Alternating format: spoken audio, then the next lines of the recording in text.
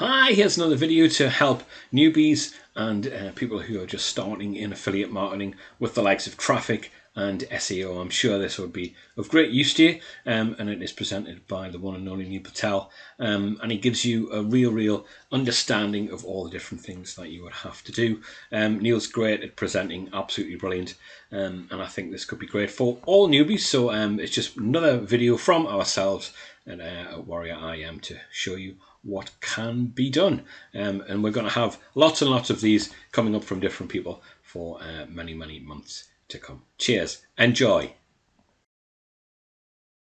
It's easy to do SEO when you got an old site that already has a ton of backlinks. It's easy to spend money on paid advertising when you're already rich in your established company. But what when you're a new website? How can you get that traffic? Hey everyone, I'm Neil Patel, and today I'm going to break down the fastest ways to bring traffic to a brand new site.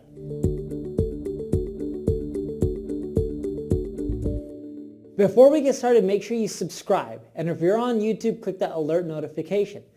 That way when I create live videos, whether it's on Facebook, YouTube, LinkedIn, you'll all get notified. How many of you have a new website? I'm curious, because if you have a new website, I want to see if you implement these tactics, and don't just tell me if you have a new website, list out the URL. I'm going to see if you implement these tactics so we can see your traffic change once you implement them one by one, because I bet you it will work. And if you use these tactics and you don't see a gain, you can hit me up personally and I will personally help you out for free. That's how confident I am that these tactics will work. The first method I have for you is to partner with other content creators. Have you thought about co-hosting blog content? So I'll do things where I'll go and I'll create content with other people and we'll do it on a similar topic. So for example, we may do a joint webinar, joint podcast. We may even do roundup posts. We may even do interviews with other people. By partnering with other content creators, you'll find that they'll promote the content and you'll promote the content as well. But you may be like, Neil, I don't have any traffic to my site. That's okay. That's why I also gave you options to interview people and do roundup posts, because people are always flattered to be interviewed. People are always flattered to be included in a roundup post. And you know what? When you include experts in these posts, what are they going to do when it gets published? They're going to share it. When they share it on their favorite social site, what happens? You get more traffic. And yeah, you may find that all the experts may not share the content, but if you email asking them to, a large portion will. I'm talking about 30, 40+%. I found that when people interview me and they ask me to share their content, almost always I share it. Giveaways, contests, or promotions. Look, reach out to other websites in your niche, offer them something that's valuable to their audience, and they'll spread the word. When they do, you'll get extra traffic. Giveaways have been so effective. You guys are all familiar with the guy named Ty Lopez. Here in my garage is this Lamborghini, right? He's famous or known for that video, as well as a lot of other things.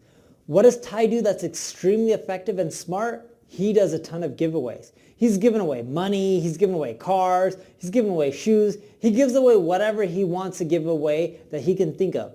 And it's super effective because when you do giveaways, people love it, they spread the word, you get a ton of traffic, you get a ton of followers, a ton of engagement, and you can keep leveraging that audience to keep coming back. When you get those people during those giveaways, make sure you collect their email address, because by collecting their email address and then you release blog posts or new features or content, you can always email them to get them back to your site.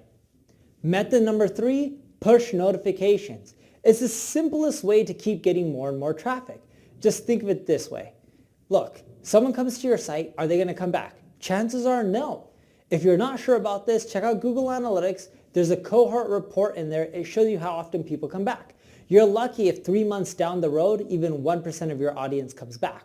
By doing those push notifications, with one click, someone subscribes to your site. They don't have to put in an email or anything. They don't have to give any of their personal information. And then anytime you release more content, any new features, promotions, you can message them all out and quickly get them back to your site. And you can use subscribers to do this, subscribers.com. The fourth thing you want to do, paid ads. And you may not have a big budget, that's okay. Did you know in many cases Google AdWords will give you $50 or $100 in free ad spend? Don't believe me, Google for it. You'll find a ton of offers and coupons like that. You can use that to get started. It'll give you a quick boost in traffic. Yes, those visitors may not convert into customers because you may not have enough time to run the optimal campaigns, but it's a great start. Just try that out. You'll get a quick boost of traffic And you know what? If you get some sales, you can keep doing more and more of it over time. The fifth strategy I have for you is guest posting. Hit up some of the most popular guest contributors on other blogs. For example, if my friend Jason always blogs on Forbes, I'll hit him up, assuming he's not a friend, but let's say this random guy named Jason, I would hit him up being like, Jason, I'm a huge fan of your work, love what you're doing, and then I'll give him feedback and build that connection with him.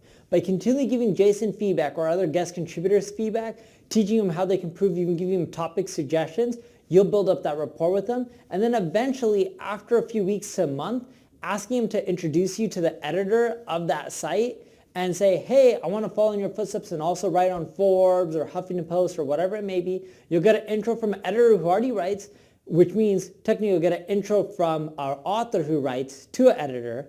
And what you'll find is that editor is more likely to respond and accept you because someone who already writes for them recommended you.